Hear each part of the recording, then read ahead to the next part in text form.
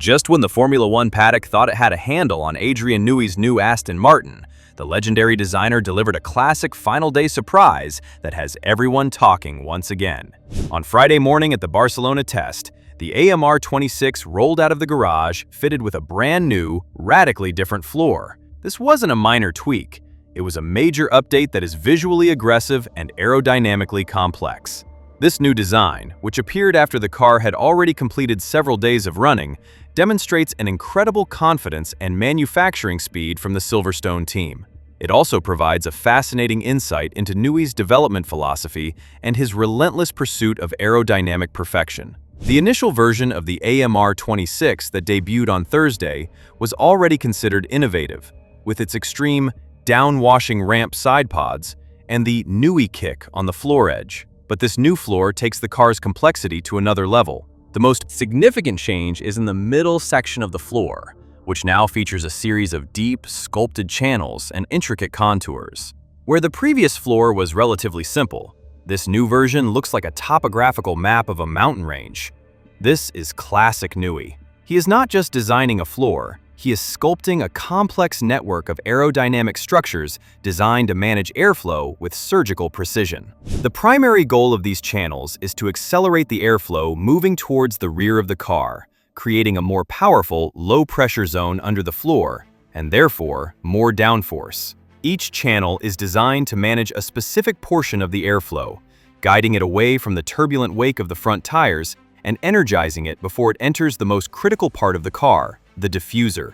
These sculpted channels work in conjunction with the car's overall rake angle, the nose-down attitude of the chassis. By running a higher rake, Newey increases the volume of the diffuser, which naturally wants to pull more air through. The channels on the new floor act as guides for this accelerated airflow, ensuring it remains attached to the floor's surface and doesn't become chaotic. This creates a more consistent and powerful suction effect, which is the essence of ground effect aerodynamics.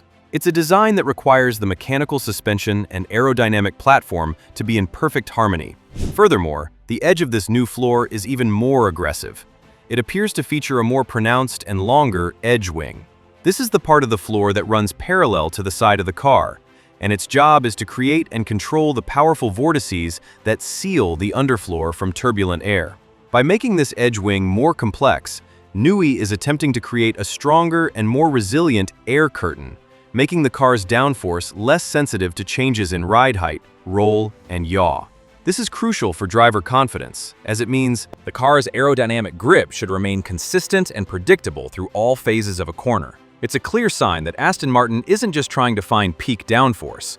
They are chasing usable, reliable downforce that works in all conditions. This mid-test update is significant for two key reasons. First, it demonstrates the incredible manufacturing capability of the Aston Martin factory. To design, simulate, build, and ship a component as large and complex as a new floor in time to run it at the first test is a monumental achievement. It shows that the team has the resources and operational sharpness to compete with the likes of Ferrari and Mercedes in a season-long development war.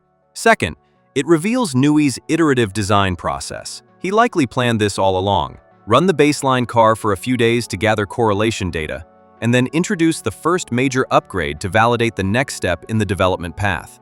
It's a sign of a confident team working to a clear and aggressive plan. But before we break down the other strange phenomenon observed on the AMR26, if you're serious about understanding the engineering war that defines modern F1, this is the time to subscribe. We're not just reporting the news, we're explaining the why behind it. Hit that subscribe button to get the expert-level detail that separates the casual fan from the true insider. Alongside the new floor, another detail on the Aston Martin has been the subject of intense speculation: a mysterious flashing blue light seen near the rear of the car. During the broadcast, this light was seen blinking intermittently, leading to a flurry of theories. Was it a warning light for the hybrid system? Was it some kind of new, secret sensor? The answer, it turns out, is both simpler and more indicative of the challenges of the 2026 regulations. The blue light is a new FIA-mandated rear rain light, but its activation is tied to the car's energy management system. Under the new rules, with the MGUH gone, drivers have to perform significant lift and coast on the straights to harvest enough electrical energy to last a full lap. During this harvesting phase, the car is not at full power and is therefore decelerating much more than a car that is on a full power lap. The flashing blue light is an automatic warning system to the driver behind, signaling that the car ahead is in a low-power harvesting mode and that the closing speed could be dangerously high. We saw this light flashing frequently on the Aston Martin, not because it had a problem, but because the team was actively running simulations that involved aggressive energy harvesting. This is crucial data for them to understand how to best manage their energy over a race distance. It's a visible manifestation of the new strategic puzzle that all teams must solve in 2026. The fact that Aston Martin were running these complex simulations so early in their program, on a day when they were also betting in a new floor, speaks volumes about their confidence in both the power unit and the chassis. For Fernando Alonso, the arrival of this new floor is a clear signal of the team's ambition. After a career marked by several moves to teams that promised much, but failed to deliver on their development potential, he is now at the center of a project led by the sport's most successful designer. The ability of the team to bring a major update this early in the season will give him immense confidence that Aston Martin can maintain a relentless pace of development throughout the year. His initial runs with the new floor were focused on aerodynamic mapping, with the car covered in Flow-Vis paint to allow the engineers to visualize the airflow and confirm that the new components are behaving exactly as the simulations predicted. This process is painstaking. It involves doing short runs, bringing the car back to the garage, photographing the paint patterns, and comparing them meticulously against the CFD, computational fluid dynamics, images. The fact that the team dedicated precious track time to this process with the new floor, rather than just accumulating mileage, shows their faith in the upgrade's potential. The introduction of this upgrade so early also serves as a powerful psychological weapon against Aston Martin's rivals. While other teams were still trying to understand their baseline packages, Aston Martin has already taken the next step.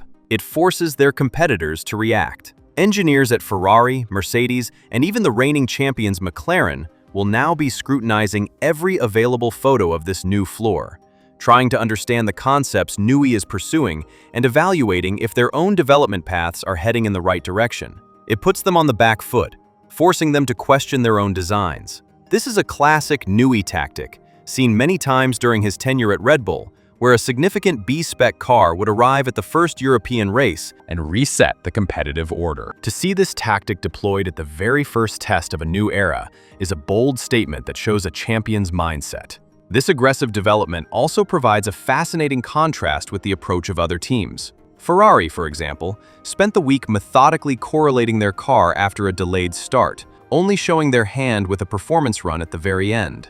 Mercedes focused almost entirely on reliability, racking up the most mileage of any team, content to gather data and build a solid foundation. Aston Martin, however, has chosen a third, more aggressive path: prove the baseline, then immediately prove the development potential. This suggests they are supremely confident in their initial design and are already a step ahead in their thinking, focusing not just on the first race, but on the car they want to have by mid-season. This approach carries risk. A fundamental correlation issue with the new floor could have cost them the entire final day, but the potential reward is a much steeper development curve than their rivals. In conclusion, the debut of Aston Martin's first major update is a multifaceted success. It has revealed a car with an even higher aerodynamic ceiling than we first thought, showcasing a complex and aggressive floor design that is pure Adrian Newey. It has demonstrated the impressive manufacturing and operational speed of the Aston Martin team, proving they are equipped for a season-long development fight. And it has fired a clear warning shot to the rest of the paddock that the combination of Newey's genius, Alonso's experience, and Honda's Works partnership is a force that must be taken seriously. The AMR26 was already intriguing. With this new update, it has become one of the most formidable and fascinating cars on the 2026 grid.